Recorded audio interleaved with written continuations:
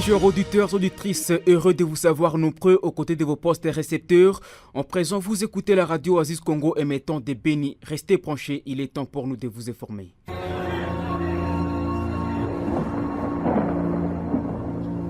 Oasis, la météo.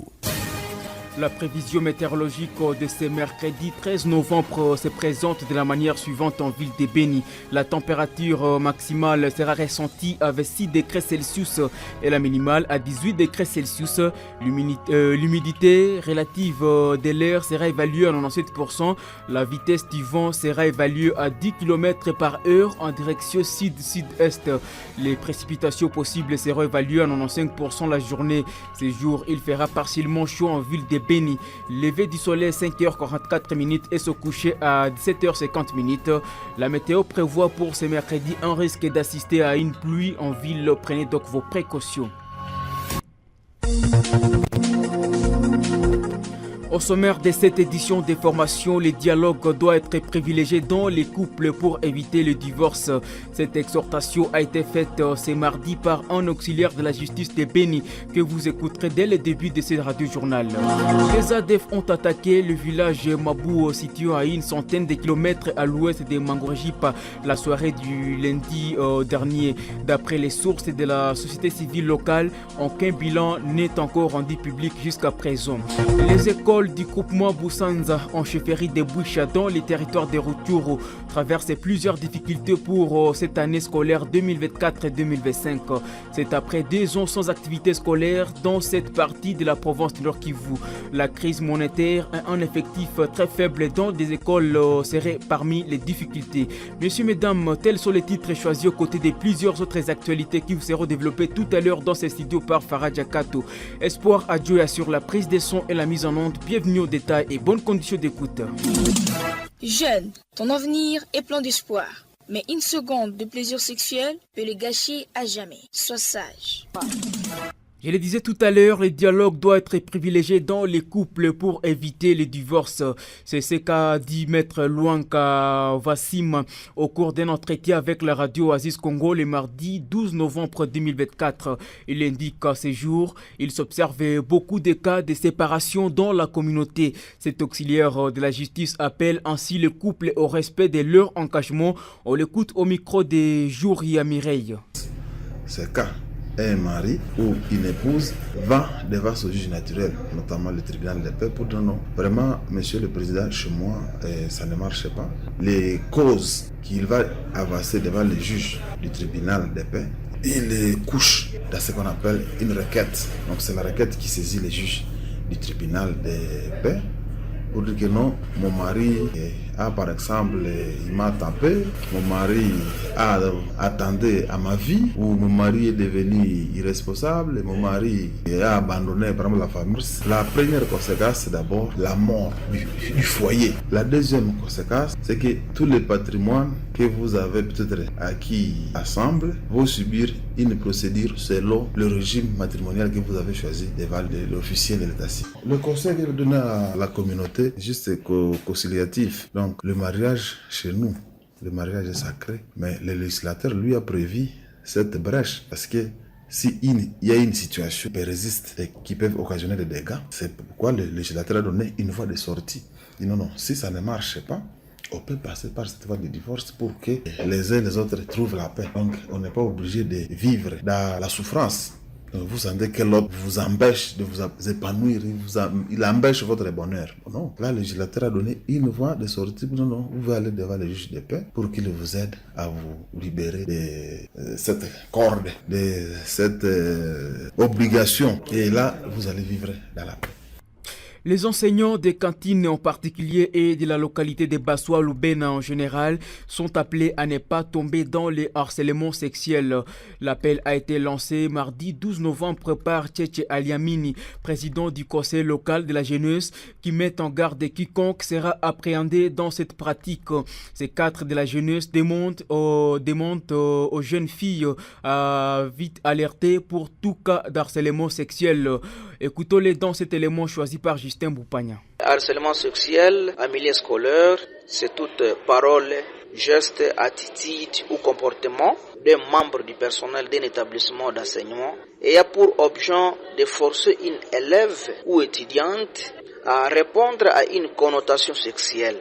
Nous appelons nos jeunes filles des cantines et la localité Bassoa-Loubena de chaque fois à alerter d'un client harcèlement sexuel dans le sens où un enseignant a lancé une parole.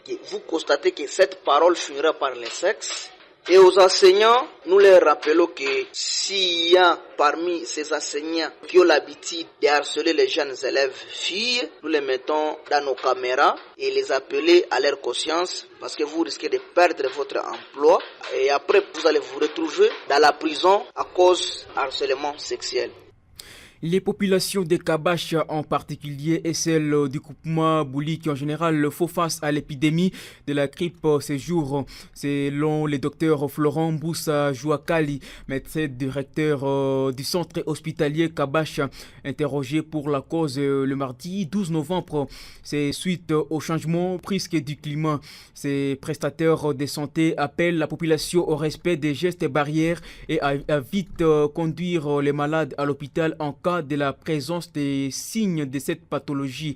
Docteur Florent Boussa Jouakali est au micro de Fenx Eglo Mukanda. Le syndrome grippal, c'est connu partout, mais ces grippes, pour le moment, c'est vraiment une grippe qui est compliquée. C'est semblable même au Covid.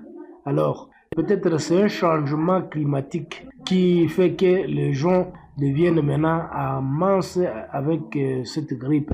Et malheureusement, cette pathologie est transmissible. Donc, ça se transmet d'une personne à une autre. Et c'est pourquoi ça a déjà atteint un grand nombre ici dans la population. Alors, pour se prévenir, c'est mieux de mettre le masque. Quand vous voyez quelqu'un tousser, il doit prendre les mesures préventives. Telles que, par exemple, il faut tousser, il doit mettre la main sur sa bouche pour qu'il ne puisse pas atteindre une autre personne, ou bien se mettre en écart, quoi. Il y a plusieurs mesures préventives, monsieur le journaliste. Ça peut évoluer vers une pneumonie sévère. Et surtout chez les enfants, quand vous présentez maintenant cette pneumonie sévère, vous pouvez même en mourir. Surtout les enfants meurent facilement. Alors, dès que la famille ou bien la population trouve cette grippe-là dans la population, il faut amener les cas directement à l'hôpital pour qu'on puisse la prendre en charge convenablement. Je le disais en titre, les écoles du groupement Boussanza en chefferie de Boucha dans les territoires de retour traversent plusieurs difficultés pour cette année scolaire 2024 et 2025. C'est après des ans sans activité scolaire dans cette partie de la province du Nord Kivu. La crise monétaire et un effectif très faible dans les écoles seraient parmi les difficultés. Une grande inquiétude gagne les esprits des responsables des écoles dans la zone suite à cette situation.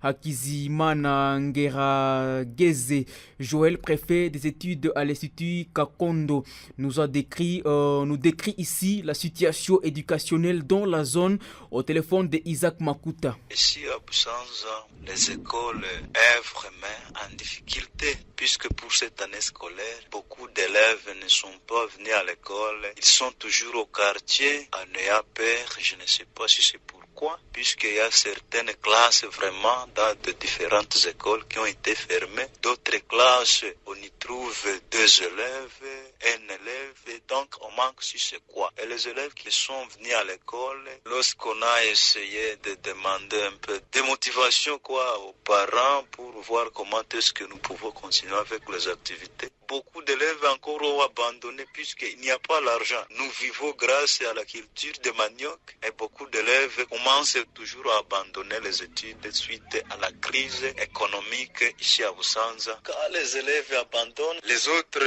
vont au champ et les autres sont en train de vagabonder au quartier. Nous sommes vraiment indignés de voir ces enfants au quartier et les enfants de 12 ans qui vont à Kampala, quand ils arrivent là, il y a beaucoup de conséquences puisque certains rentrent quand ils sont des fumeurs de chanvre, les autres reviennent quand ils sont des soulards. Donc ici, ça ne va pas. Et nous avons risque de manquer les cadres dans le futur qui doivent encadrer nos enfants et aussi s'intégrer dans la politique du pays puisque vraiment ça fait mal. Oasis Congo FM TV, votre journal.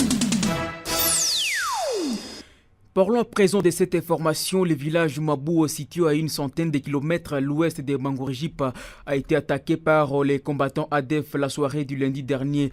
Les sources proches de la société civile du secteur des Bapères précisent qu'aucun bilan n'est encore rendu public, tout en indiquant que la majorité de la population de cette partie du territoire de Lubero s'est déplacée vers la province de la Chopo. Kakule Kaini Samuel, président de la société civile en secteur des Bapere, appelle l'armée à redoubler les efforts pour éradiquer l'ennemi. On l'écoute dans ses propos choisis par Abel Tsongo. Nous avons été très mécontents, très consternés, très occupés par cette incursion parce que nous avons compris qu'il y a eu quand même une accalmie qui était en train de retourner dans la zone, mais par malheur, ces ennemis se sont pénétrés dans la partie et la population a pris fuite. Et jusqu'aujourd'hui, il n'y a pas de bilan quelconque que nous devons relever, sauf que nous appelons le gouvernement, nous encourageons les efforts malgré cette incursion de nos forces FARDC et PDF qui sont en train quand même de faire bon nombre d'actions qui sont en train de plaire à la population. Mais cette incursion qu'ils ne prennent pas en considération, qu'ils ne puissent pas baisser les bras, qu'ils redoublent les efforts pour mettre hors d'état de nuire cet ennemi de la paix qui est déjà dans Mabou. Et à Goma, un taximène moto a été blessé par balle la matinée du mardi 12 novembre dans les quartiers Mugunga en commune de Karisimbi en ville de Goma. Selon Chibambe Boujiri, bienvenu, président de la société civile noyau de Mugunga. Ces présumés bandits ont tiré à bout portant sur ces jeunes hommes lorsqu'ils se rendaient au travail, tout en précisant que la victime a été vite dépêchée à l'hôpital pour des soins médicaux. Ces défenseurs des droits humains qui déplorent la multiplicité des cas de sécurité dans sa municipalité demande aux autorités compétentes de s'investir dans la sécurisation des habitants et de leurs biens. Nous vous proposons de l'écouter. Nous disons condoléances à la famille du motard qui a reçu des balles aujourd'hui matin à 5h du matin dans l'avenue Maendeleo de Selil et Toulia. Ce motard qui se rendrait au service aux environs de 5h juste, il s'est rencontré avec les hommes en uniforme similaire de ceux de la FARDC qui lui ont tiré à bout portant, mais le motard n'était pas mort. Le motard a été blessé par balle et son corps a été dépêché par secours au niveau de l'hôpital Sebekandosho. Le quartier Mugunga aujourd'hui est surpeuplé et la population du quartier Mugunga est inférieure aujourd'hui par rapport à la population que nous avions accueillie au niveau du quartier Mugunga. Et plusieurs ménages en provenance de Massissi, Ruchuru, Kichanga se trouvent au niveau du quartier Mugunga. Et pourtant, parmi ces ménages, il y a les gens qui ont fui des prisons, il y a les gens qui ont été libérés par les rebelles, il y a les gens qui faisaient des opérations de braquage, cambriolage et d'autres opérations de kidnapping, de vols dans leurs villages respectifs. C'est pour cela que nous appelons au gouvernement de nous aider à faire l'opération de couvre-feu dans ce site de déplacés où se trouvent les voyants bandits et les voyants brigades. Nous appelons aussi les services de sécurité de dut site de surveiller avec vigilance dans leur site. Retournons présent en province de l'Ituri, renforcer les capacités des membres du comité de suivi de l'accord Les Senande. C'est l'objectif d'une activité de 4 jours qui a débuté depuis lundi à Commande en Ituri. Cette activité est organisée par l'administrateur militaire de l'Ituri appuyé par certains partenaires. Sont les agriculteurs, les membres du comité de suivi de cet accord et les chefs des 6 différents groupements qui prennent part à ces assises, tout en reconnaissant les efforts des forces loyalistes dans la stabilisation dans cette partie de l'Ituri. Le colonel Siro Simba Bunga Jean a appelé les membres du dit comité à capitaliser les acquis, et les pérenniser également. On l'écoute. Cette journée était attendue de tout le monde parce que vous vous souvenez, pendant que nous avons scellé cet accord, il y a quand même des activités de réalisation, des défis et aussi des perspectives. Les revenus pour non simplement renforcer les capacités des membres, mais d'abord évaluer qu'est-ce qu'ils ont fait depuis que ce comité est mis en place. quelles sont les réalisations, c'est-à-dire c'est par rapport aux résultats déjà palpables et des moyens par eux-mêmes les agriculteurs. Il faut pérenniser les acquis et aller même de l'avant. Et donc, vous devez accorder vraiment l'importance de toutes ces activités. En fait, ces comités de suivi ont fait un bon travail. Il faut renforcer les capacités. Nous allons encore nous réunir pour maintenant voir quelles sont les stratégies à mettre en place pour aller de l'avant. Vous savez bien que la chefferie de Walese-Vukutu, pour moi, c'est la chefferie martyr. Pendant toute cette période où s'est vu l'activisme des terroristes ADF, qui endeuillent non simplement la chefferie de Walese-Vukutu, mais aussi des entités voisines.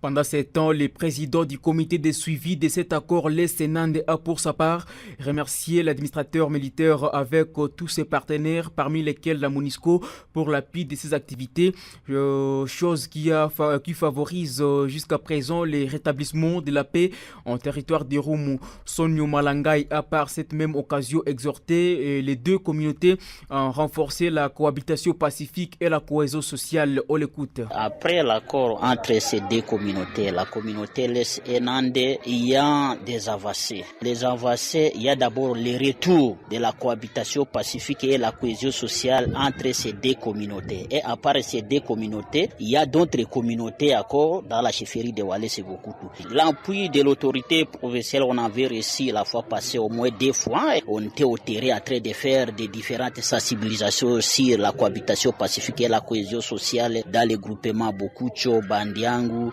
Bandavilemba, Bakulu et une partie de Bandiamusu, de Bassid. La MONUSCO est en train de nous accompagner dans toutes les activités que nous sommes en train de faire. Depuis qu'on avait installé les bureaux des comités de suivi au centre des commandants, on vient d'identifier au moins 1024 cultivateurs dans tous ces groupements-là. Mais parmi les 1024 cultivateurs identifiés, nous venons de faire rentrer au moins 708 cultivateurs dans leur champ. Oui, les défis sont énormes aussi. Il y a aussi des vols exagérés, surtout des cacao dans la chefferie de Walese-Vukutu. Et c'est pour cela qu'on doit recommander toujours à ces deux communautés de continuer à cultiver surtout la cohabitation pacifique et la cohésion sociale dans la chefferie de Walese-Vukutu. Auditeurs, auditrices, ce sera la fin de cette édition des formations mise en onde par Espoir Adjoya.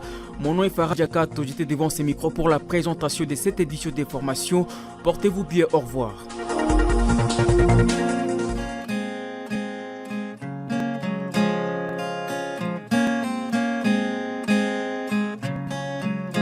Trois morts, dont 2 la nuit et 1 la journée, dans la même cité. Ça se passe au royaume de là-bas. Le vrai problème au royaume de là-bas est que dans chaque dossier d'insécurité ou de criminalité, les enquêtes sont toujours en cours et n'aboutissent jamais. Dans une nuit, un bandit armé est attrapé dans un quartier populaire. Fatigués des enquêtes qui n'aboutissaient jamais, les jeunes décident de les brûler vifs. Ces bandits venaient d'assassiner une femme dans le même quartier. Au petit matin, les enquêtes sont ouvertes, mais cette fois-ci en double vitesse. Les ministères publics lancent ces enquêtes, généralement des enquêtes par formalité et sans issue. Les jeunes du quartier lancent aussi leurs enquêtes avec tout le sérieux et détermination. Ils arrivent à dénicher un jeune homme voleur de carrière expérimenté dans les vols et fils d'une personnalité bien connue du coin. Vu qu'il a été arrêté plus d'une fois, attendu que la prison n'a rien changé en lui, considérant qu'il a bénéficié de la grâce royale pour quitter la prison, les jurys populaires du quartier décida de les brûler vifs en plein jour, ce qui a fait 3 morts à moins de 24 heures dans un même quartier au vu et au su des services de sécurité. Les voleurs brûlés en plein jour a avoué être en collaboration avec un chef local. Ce dernier s'était déjà retiré pour échapper à la sentence du jury. Le vrai d'ailleurs, car au royaume de là-bas, la peine capitale n'est pas d'application dans les cours et tribunaux du pays. Des grands criminels finissent par quitter la prison étant donné leur peine des morts ne sont jamais exécutés. Les jeunes gens voulant appliquer les codes pénals à déphasage, d'ailleurs avec les réalités locales, se constituent en jury circonstanciel pour appliquer la peine capitale. Le pèlerin, l'essai et le rappel pour toujours. Là où la loi est muette, la rue crée des pistes de solutions adaptées au contexte local. Au royaume de là-bas, lorsque l'on tue un criminel dans un quartier, on passe quelques semaines d'accalmie. Comme qui dirait, la justice populaire fonctionne mieux que les fameuses enquêtes interminables.